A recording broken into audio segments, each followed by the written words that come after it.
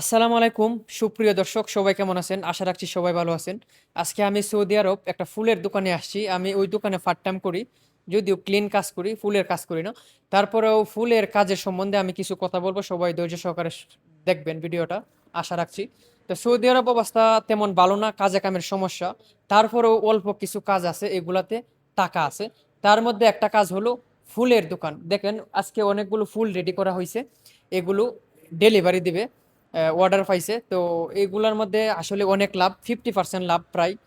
তো সৌদি আরব যারা ফ্রি ভিসায় আছেন, কাজ কাম নাই, তারা যদি কিছু অল্প কিছু সময় নষ্ট করলেও সমস্যা হবে না, তাহলে তারা এই কাজটা শিখতে পারেন।